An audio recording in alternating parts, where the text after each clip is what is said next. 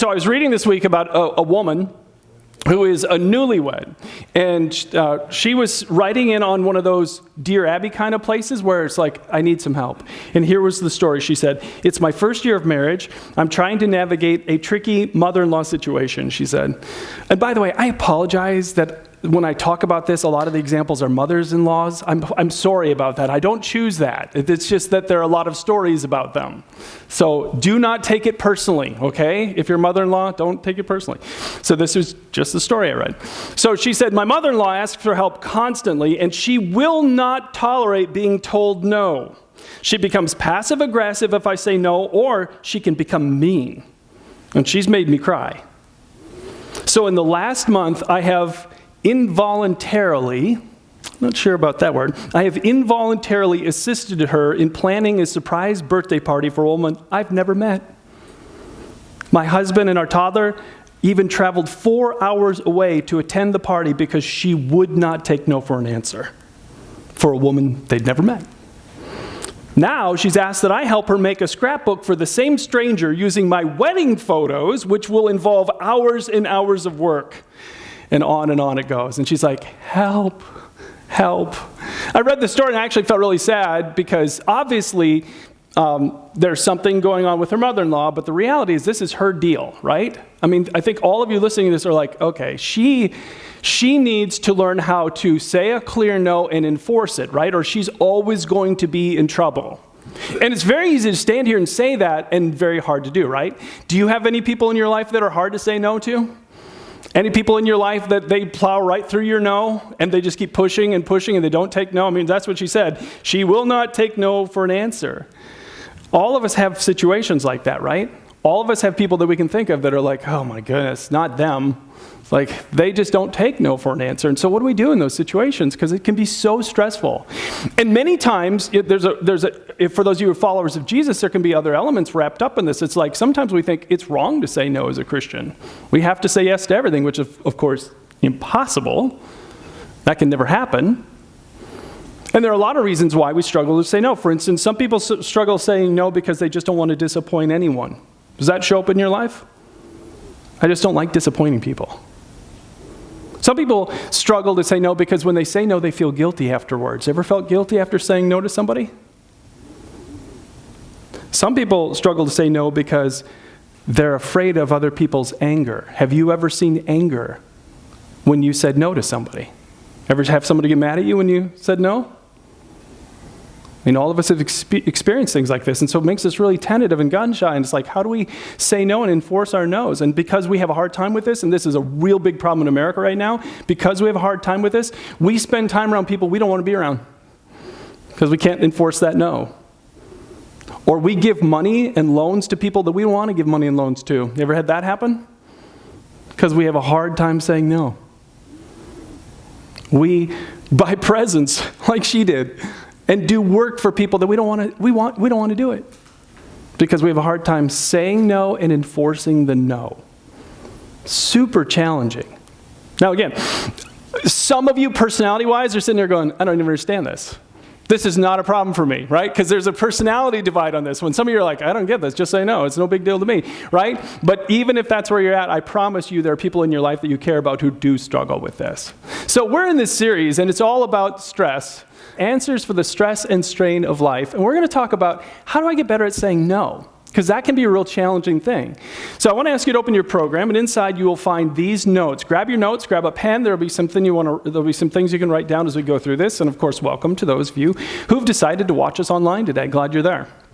If you want to go to our website at penuelchurchlife.com, you can download those notes too. So two things, and I got to just, before I even get started, this is honest confession time, okay? I'm going to tell you that you'll see an example of it later. But this has been an issue in my life for the first half of my life. I'm not one of those people that, I never had a problem saying no. In my home of origin, you never said no. So I learned growing up that you always say yes. And I brought that with me into my 20s, and I paid some huge price tags for that. So this is somebody who's learned how to say no, sharing with you the two things that changed my life. And the first one is this. I have to prepare my mind for the no. Because we win or lose this one in our mind. We win or lose this one in our minds.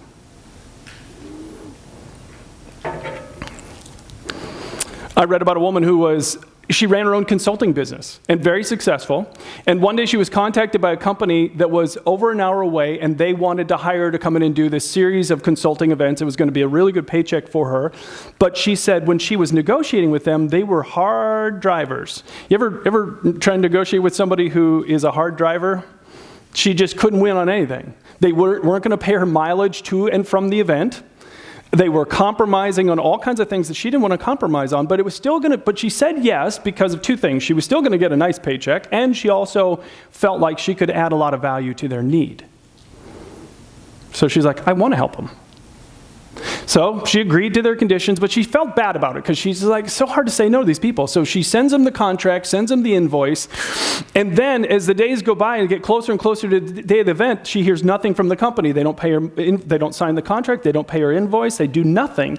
And then the day of the event, or a few days before the event, her daughter, who's in school, she gets notice that the school is going to plan a special all-day thing, and the parents are invited, and she could go be with her daughter at school, and it sounded like such a cool thing.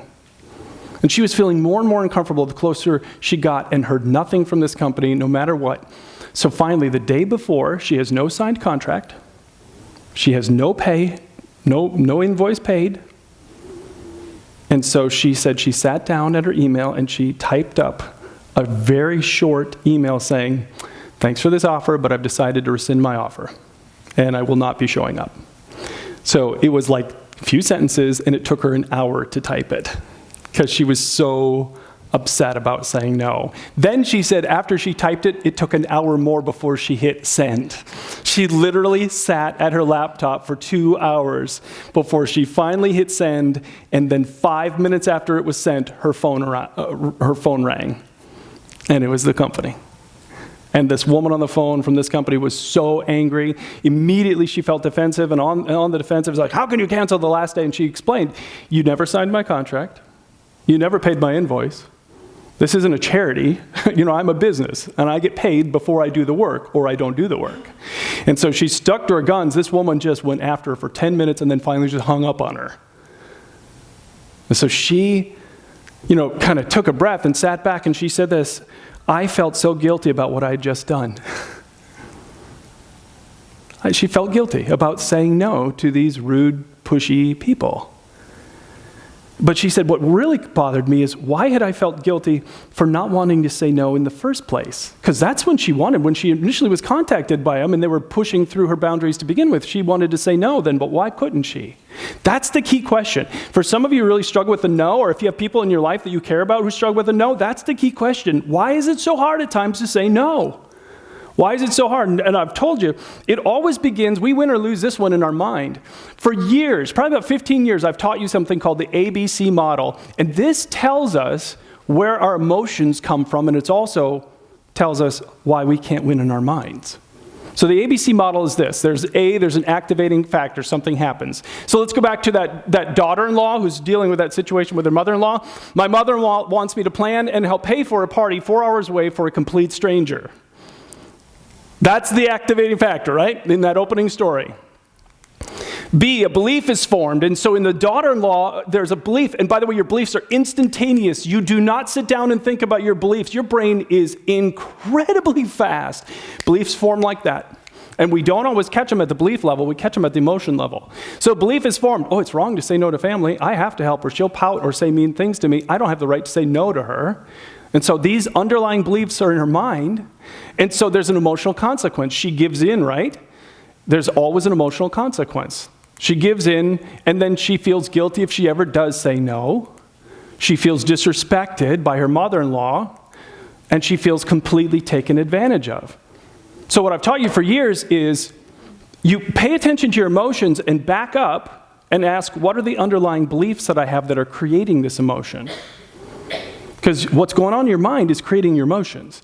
See, the truth is, you never make me feel any way. You never make me feel any way. I feel the way I feel because of the beliefs that I form in my mind based on what you do or don't do. But that's my choice. And so many of us are just so overwhelmed by our emotions, and we don't realize there are beliefs that are creating those emotions. That's the good thing about this, is you can learn letters D and E, you can dispute and exchange, and by the way, that's all in the back of your notes if you want to read more about that. But here's the advantage for us as followers of Jesus. What's so significant about Jesus is this. Letter A on your notes. God gives me permission. Oh, there's missing an S. God gives me permission to say no. He gives me permission to say no. Some of you, you're like, I'm not writing that down. I've known that all my life. Okay, great. You can come and teach this. So, because this is not easy for a lot of people to learn. A lot of people struggle with this one. God gives us permission to say no. And before I move on, I really want you to look at that sentence, and I want you to ask yourself one question. Do I actually believe this? Do I believe that God has given me permission to say no? Do you believe it? Okay. So some of you are like, well, but I'm a follower of Jesus. Jesus never said no. It's like, well, we need to have a conversation about that if that's what you believe. One time, Jesus was in a place called Capernaum, and he was in this village, and he was telling everybody about Jesus and about God and about God's love, and he was healing the sick. And it says, early the next morning, he got up, and he went off by himself because he wanted to spend time alone with his Father praying. And his disciples woke up, and they're like, hey, where's Jesus? And they went and found him, and they said, hey, Jesus, come back into town because they're all gathered. They're waiting for you. And Jesus said, no. He said, let's go on to the nearby villages that I may preach there also. For this purpose have I come. He's like, he literally said no to healing more people in that town and telling more of people in that town about the love of God. Wow. I mean, talk about saying no to something big. Jesus said no. It's not the only example I could give you, but Jesus said no to good things, even no to good people and good requests. He's our example in this world. And God gives us permission to say no. As a matter of fact, you want to see how direct Jesus is? You go to a famous sermon called the Sermon on the Mount, and Jesus literally said this, hey, simply let your yes be yes and your no be no. You have the right to say no. The truth is, you cannot say yes to everything, right? You all know that. You will make yourself crazy trying to say yes to everything. So you have to say no. God gives you permission. It's okay. It's all right to say no. So it's the first thing. You really have to come to grips with this idea. Do you believe that God has given you permission to say no to good people and to good requests? Do you believe that? The second thing is stop explaining your no. This one gets us in trouble all the time. Many of you are good-hearted people. And so you want to explain why you can't. And so we explain our no's. And yet we go right back to what Jesus said in that verse. What did Jesus say? Explain your no? He said no. Just simply let it be yes or no. It's okay just to say yes or no. Matter of fact, one of my favorite quotes when I was prepping this message was this one. No is a complete sentence. Did you ever think about that? It's right. It's right. No is a complete sentence. You don't have to add anything to it. And again, for many people, it's like, oh, but it feels so bad to just say no. And then we get sucked into conversations that we don't want to have. So it's like somebody asks you, hey, can we have coffee this Thursday? And you're like, in your head, I don't really want to have coffee with you, right? And so what do? Well, I can't on Thursday. I'm going to be visiting my mother-in-law in the hospital surgery, and so then they say, well, pick a day, right? And now you're stuck because you tried to explain it. Come to my party on Friday night, and you don't want to go, and you're like, why can't I have no one to watch the kids? And what do they say? Bring the kids, and now you're stuck, right? Because you're explaining your no. It happens all the time. Because isn't it true there are people in this world, no matter how, it doesn't matter how legit your no is, they're going to want to push through it, right? So stop trying to explain it to them because they're going to try and find a way to make it through. Thank them for the offer, and we'll get into more about this in a minute. I just can't at this time without explanation. Without explanation. So, do you explain your no's? Are you always trying to justify the no? You'll get yourself in trouble. Go back to what Jesus said. Just let your yes be yes and your no be no. Simplify your life. Okay? So again, you struggle with this? God gives me permission. Then stop explaining it. And then jump down to letter D. Remember, you're always saying no to something, and this is really critical. Every yes you say in your life is a no to something else. Do you know that? Every yes you say is a no to something else. And many of us are saying no to the wrong things in our life because we're saying yes to everybody else. Every yes is a no to more time with your spouse or partner, more time with your children or your child or children, or my phase of life, my grandchildren. Times of rest or renewal. That's a big one. There are a lot of burnt out people because they absolutely cannot say no. And they're overcommitting. I'm amazed at what parents today do with kids' sports. I'm absolutely amazed how everybody keeps up with that. It's like, I'm really grateful I raised kids at a different time. And wow, because it's like a full-time job. It's unbelievable what people are doing. And I'm not judging that. I'm just saying, this is hard, and it's contributing to the fact that every yes I say is a no to something else. And oftentimes this one is cut out, and then this one's cut out, right? Time with God. So God won't say, hey, over here, I really love you, and I would love to be with you today if you would just spend a little time with me, right? He won't beg for your attention, and yet he's always looking to be with you. He always wants to be with you because he has such a good life planned for you. And then time to do what he wants done in this world. A lot of people who are serious followers of Jesus do not spend any time saying, God, what's your will for my life? Because there's no capacity left in their schedule. So we let go of the things that are most important because we're saying yes to so many other things. So remember, every yes is a no to something else. And I want you just to lock this in your mind. God gives me the right to say no. All right, so that was really helpful when I learned that. But this was the thing that really changed my life. And I learned them in reverse order. So I'm giving them to you in reverse order. This is the one that absolutely changed my whole life when it comes to saying no. You've got to adopt a strategy for responding to requests. This is the one that changed my life.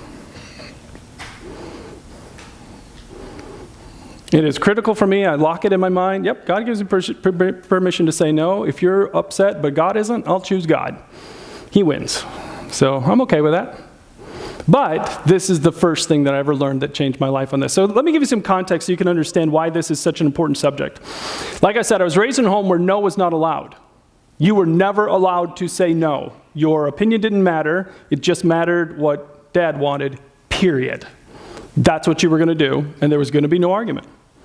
So I was raised that way and carried that into my adult years, which was disastrous for me and for people around me. So I remember bought a house once, and my next door neighbor was very similar to my dad's personality, and he was one of those people who doesn't take no for an answer. I hate telling you this story. Talk about embarrassment. So the only good thing is like 25 years ago, I'm not this man anymore. But he had a big dogwood tree in his yard. You ever seen a dogwood tree? You know what they do? They poof these little white poof balls everywhere. And they were clogging his central air. I didn't have central air. They didn't clog anything for me. They would just fall into my yard and blow away. Oh, he hated this dogwood tree. And so whenever we were out in the yard, he'd come over, hey, this tree's just terrible. Look at what it does to your yard. It's like little puff balls that blow away. I'm not, okay. But it's clogging my central air. He said, why don't you help me pay? We'll pay, we'll throw in money, we'll take this tree down. It's your tree, it's your yard. And I fought it on a little bit, but the day came where I actually gave in, and I took money that we didn't have to help pay to take down a tree that I didn't care if it came down, to unclog his central air. That's how bad I was. Some of you wouldn't have said yes ever, right? So some of you can see how ridiculous I was. Saying no was incredibly hard to me, even over things that I didn't want to do. Till the day I learned this secret. The key to this for me has always been this: delay the decision until you can process the request. You hit the pause button. Especially when you're dealing with pushy people, right? I bought an encyclopedia set once. Some of you are old enough to remember those things when they used to be books, and there used to be a lot of them, and right? Because I couldn't say no to the salesman. It's like the rule was no more salesmen in the house, because we couldn't afford it, and we bought it anyway. It's like, come on. And this was the thing that saved me. You always delay the decision until you can process the request. So you hit the pause button. And the key phrase for me is always this one. Let me check my calendar, right? So that's the key phrase I use now. And it's true. I mean, I work 2 jobs. This is my part-time job, and I have a full-time job. And so I'm busy. It's really complicated. So I have to check my calendar, right? So I'm going to look at my calendar, nothing more, right? Yeah. And you don't have to show them your calendar, right? They don't have to know what's in your calendar. They don't have to say, let me see your calendar. No, you don't have to. So, but the other thing, like I should have said to my neighbor that was pushy about the tree and the money, I should have said, I got to think about that some more, I'll let you know, right? The point is you hit pause, and you put a gap between you and the pressure you're receiving from that person. That's what you have to do. Create a pause. A break, and get out of their presence, and then you run it through 3 filters, and these are the 3 filters that I use. Number 1, do I think God wants me to do this? Do I really think God wants me to do this? And that's, for me, the ultimate question, because that's what we're supposed to be living by. What Jesus said in the Lord's Prayer, thy kingdom come, thy will be done. So it's like your will, Father. So many times I will pray and say, Father, do you want me to do this? And there are times that I feel like he wants me to do it, whether I want to do it or not. I remember one time years ago, I was super busy, got this request to conduct a funeral, and I didn't know anybody. And normally I don't do funerals where I don't know absolutely anyone. This was totally unchurched family. I'm like, why do you want a pastor at a funeral when none of you believe in God? So normally I would have just turned that down, especially in light of my overloaded schedule, but I prayed and I said, God, do you want me to do this? And the overwhelming answer was yes, repeatedly. So I added it to my schedule because I follow him, and there are times when he wants me to do something that I may not want to do. So this is the question that I always start with. I love this verse. Therefore, also we have as our ambition, whether at home or absent, to look at those last 3 words. We want to be pleasing to him. That's what we want. If you follow Jesus, your life will change when you begin to make this the priority of your life. Did you make decisions this last week to please God? Did you make decisions this last week to do the will of God? That's what we want to move toward, because that's when we get more of him in our life. So I pray a prayer like this. It's on the back of your notes. You don't have to write that down. Father, here's the request. What would you like me to do? I'll say yes or no if you'll just show me what you want. So that's the first thing. So I'm going to hit pause between the request and the person. I'm going to step back and I'm going to turn to God, my first thing, and I'll pray about it. Father, do you want me to say yes or no? Your will be done. Second, and this is a question that some of you have never asked. Do I want to do this? Do I want to do this? Some of you, like the daughter-in-law and the mother-in-law, that story. Does she want to drive 4 hours to plan a party and pay for a party for a stranger? Does she want to do that? Yes or no? No, she doesn't want to do it. And we are so conditioned not to ask that question. And yet it is a perfectly legitimate question to say, do I want to do this? Matter of fact, there is this hilarious verse in the Bible about this. So there's this example where Paul, if you know anything about your Bible, the second part of the Bible is called the New Testament, 26 books. Paul wrote 13 of them. 13. So this is a powerful, important Christian figure. Matter of fact, he confronted Peter one time when Peter got out of line. I mean, it's like, oh my goodness. So Paul was trying to encourage one of his coworkers, a guy named Apollos, and look at this verse. It says, now, Paul was writing to the Corinthian church. He said, about our brother Apollos, I urged him, look at that, I urged him to visit you with the other believers. He wasn't willing to go right now.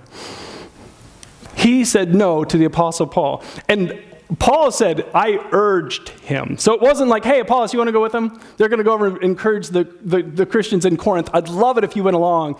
And it wasn't just that. It was like, come on, Apollos, go. You need to go. He's urging him. And I could just see Apollos sitting back going, yeah, no, I don't think so. Not at this time. I think I'm just going to pass on that. You know, I got a new toga. I got to get that clean for the party. And then, have you seen the goats? The goats' hooves are a little bit long. I think I'm going to go trim the goats' hooves. You know, I got to shear some sheep. Yeah, not now. And he just said no to Paul. I love this. There's no mention of, you know, the will of God or anything. It literally is legit for you to say, you know, does God want me to do it, and do I want to do it? I absolutely love that. I just love the simplicity of it. It's like, no. Do you ever ask yourself the question, do you want to do it? Do you ever ask yourself the question, do you want to do it? It's completely appropriate. Because the truth is, God gives me permission to say no, even saying no to good people and good requests, just like Jesus did. So it's okay to say, you want me to do it? Or do I want to do it? The third question, is it wise to say yes to this now? Is it wise to say yes to this right now?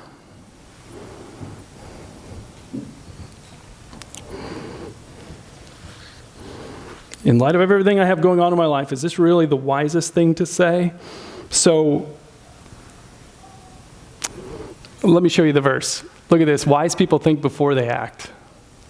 Fools don't. Many, many times in my career, I've only told you one of my painful stories. I have a lot. I have a lot from my 20s that I'm just not sharing with you. Because I gave you one, that's enough. It's like embarrassing to me, costly to me, because I couldn't do this. I couldn't slow myself down enough to get space between me and the person to respond with what I wanted. As I got older, I learned, again, these two things. God gives me permission to say no, and I just create that space and pull back and ask these questions. So I remember one time I was asked to start an organization for a national organization to start to help evaluate people who wanted to start churches. So that was my background, loved it, I said yes.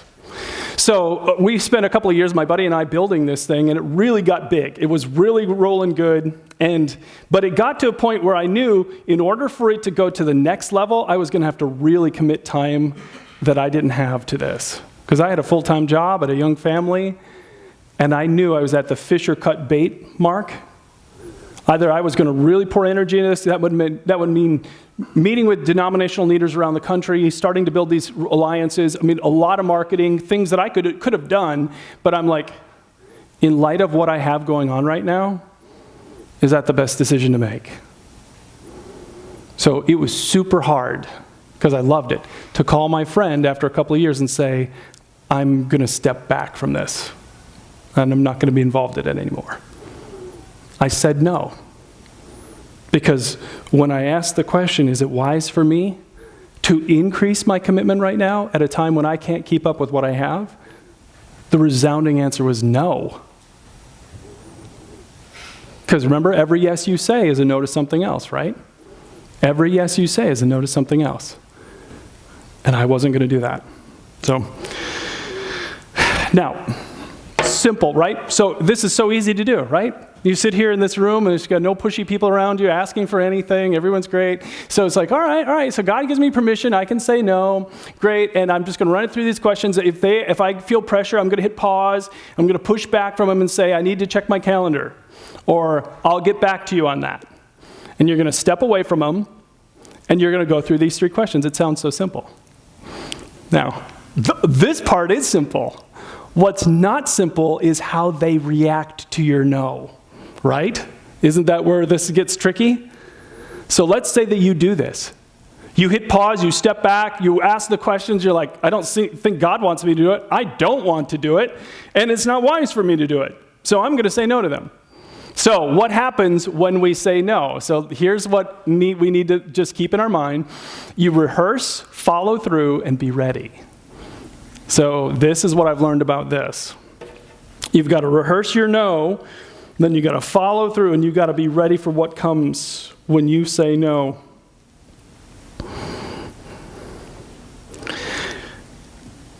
Here's what I want you to hear me say clearly, okay? Reasonable people will respect your no. Reasonable people will respect your no. They may say, oh, I'm disappointed to hear it, but I understand, right?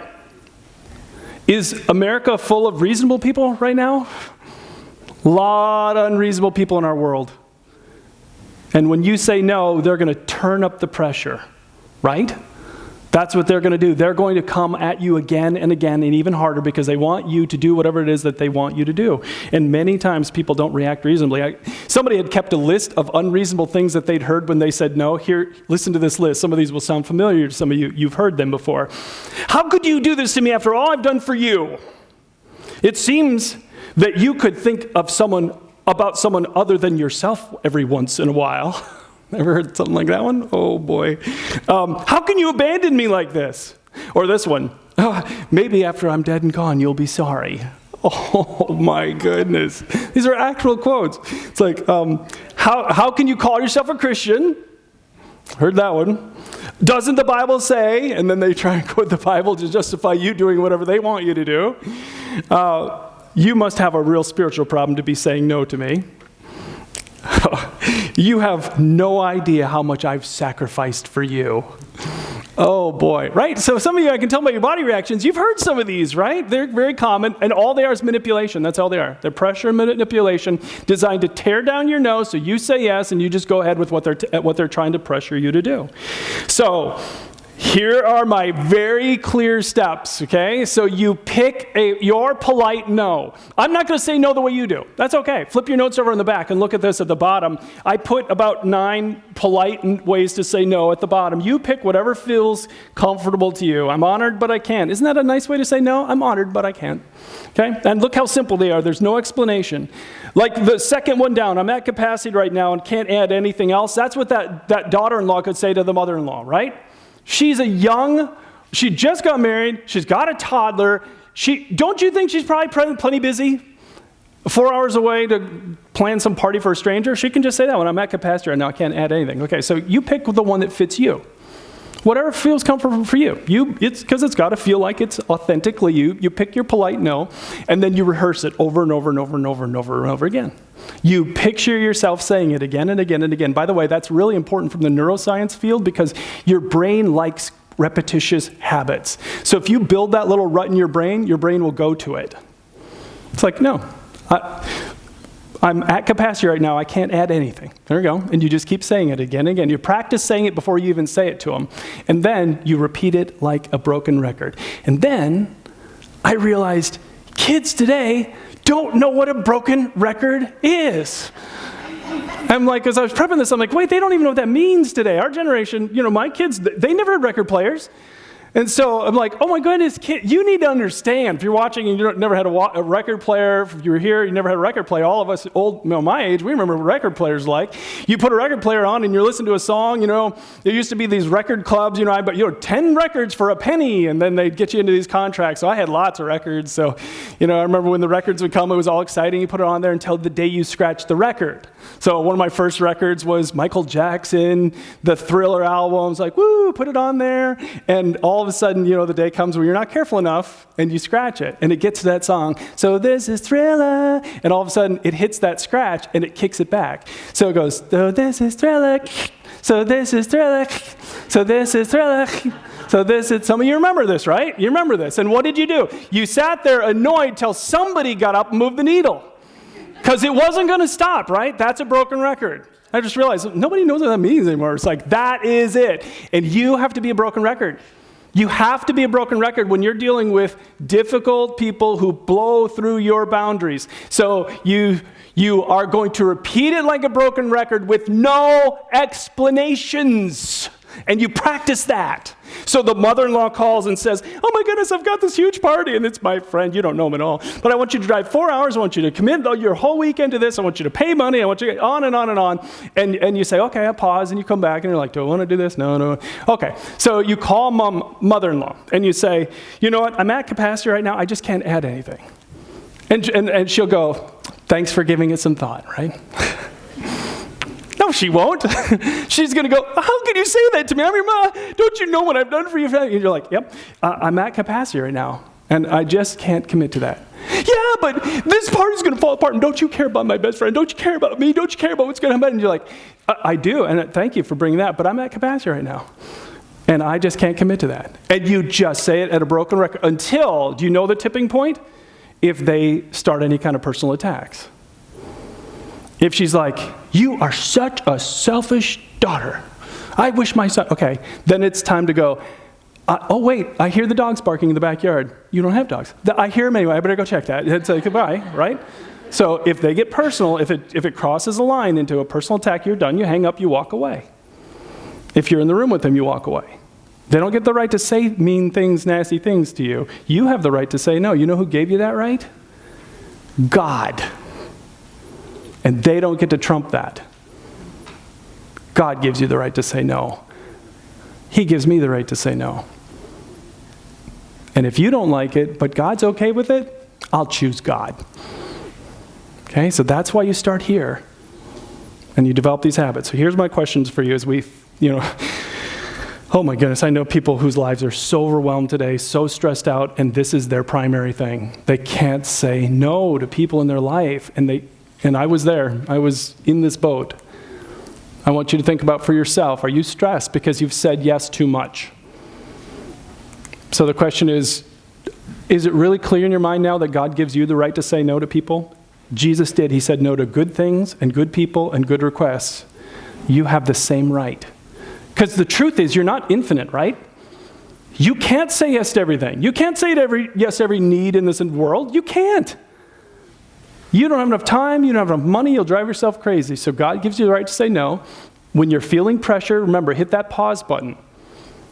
Hit the pause button. Memorize that phrase. You know what? I'll check my calendar. I'm going to check my calendar. I'll get back to you. Some of you are going to say this to me this week. I know it. Some of you you're just waiting. I'm going to say something. You're going to say, well, I'll check my calendar, Brian. I know you. So, right? So you just hit that pause button. Let me check my calendar. Get back to you. And then you process the request through those three questions. Does God want me to do it? Do I want to do it? And is it wise for me to do it now in light of everything going on in my life? And then if it's a no, you're going to rehearse and repeat, right? Think of that broken record. You become that broken record. You're not going to give in to other people's pressure when God says you don't have to. Let me have you bow your heads as we finish today. We have sung a lot today and talked a lot about this personal God who is so powerful and so loving and cares so much about us. And, it's exciting to think about the reality of what he's offering us. He doesn't just want to give us permission to live this way. He wants to be present inside of us in a unique way so that we can experience his love and strength even in situations like these that are hard for many of us. Not all of us, but for many of us. And the cool thing is, because of what we just celebrated with Good Friday and Easter, the way is open for us to be in a friendship with God. Because 2,000 years ago, God became one of us. The perfect Son of God entered into this world, took into his own body all that we've done that was wrong, paid in full, and then rose again. And now anyone who's willing to put their trust in Jesus can be forgiven and have a friendship with God. That's what he's offering you today. He's not offering you rules to live by. He's offering you himself. You matter that much to him. And maybe today you want to receive his gift of eternal life and forgiveness. You can. With your head bowed, you can say, Jesus, I'm turning to you today. I need you. I'm certainly not perfect. Would you please forgive me? Come and make your home inside of me today. In Jesus' name, amen. Now, as we finish up, can I ask you all to just take the card out of your program? Even if you're a regular attender, I know I ask you to do that every week, that's fine. But maybe you want us to pray about something in your life. Maybe this really touched on something that's a challenge for you. Go ahead, put your prayer request down. Even if you don't want to give us the details, you just say, hey, just pray for me. We will pray for you as a church. We have a team of people that will commit to praying for you. If you have comments, you're welcome to put them here. Or if you made your decision to ask Jesus to forgive you or renew your commitment, let us know about that. Then what you do with this is drop it in one of the 2 offering boxes back on the back walls where you came in. Thanks so much for coming. Hope to see you again next week. Go say no to everybody.